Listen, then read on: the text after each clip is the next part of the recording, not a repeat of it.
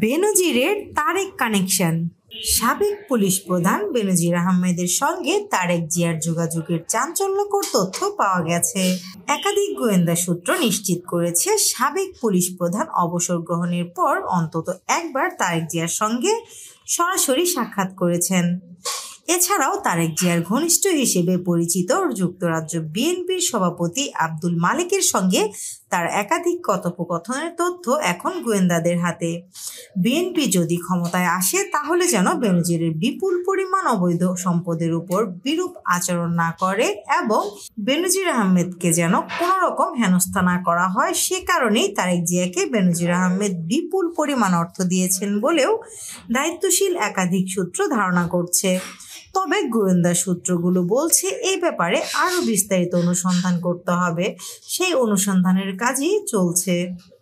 উল্লেখ্য যে বেনজির আহমেদ 30 সেপ্টেম্বর 2022 সালে পুলিশ প্রধানের পদ থেকে অবসর গ্রহণ করেন।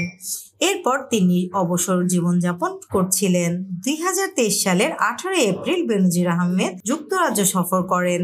তার কন্যা সেখানে বিশ্ববিদ্যালয়ে ভর্তি হবে, এই কারণে তিনি তার স্ত্রী এবং আরেক কন্যা সহ যুক্তরাজ্যে যান। যুক্তরাজ্যে তিনি 1 মাস অবস্থান করছিলেন এবং এই 1 মাস অবস্থানকালে অন্তত একবার তারেক জিয়ার সঙ্গে তার দেখা হয়েছে। একাধিক গোয়েন্দা সূত্র বলছে, লন্ডনের স্ট্রেটফোর্ড এলাকায় বেনজির আহমেদ এবং তারেক জিয়ার সাক্ষাৎ হয়েছে বলে প্রাথমিক তথ্যে জানা গেছে। এই স্ট্রেটফোর্ড এলাকায় হার্ট হাউস বলে একটি আবাসিক হোটেল রয়েছে, যেখানে হোটেলটি ওয়েস্টফিল্ড শপিং মলের খুব কাছাকাছি। এখানেই কোনো একটি জায়গায় তাদের বৈঠকের কিছু চাঞ্চল্যকর তথ্য একাধিক সরকারি গুরুত্বপূর্ণ ব্যক্তির হাতে আছে। এবছর জানুয়ারি মাসে নির্বাচনের পরপরই এই তথ্যগুলো পেতে শুরু করে বিভিন্ন সংস্থা।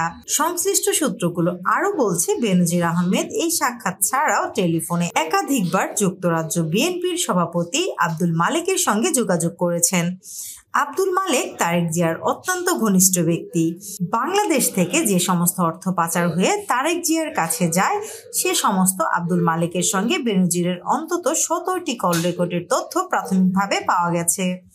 তবে এই সমস্ত আলাপ আলোচনায় কি হয়েছে এ নিয়ে এখন পর্যন্ত কোনো বিস্তারিত বিবরণ পাওয়া যায়নি। স্নিগ্ধা আখি, নতুন সময়, ঢাকা।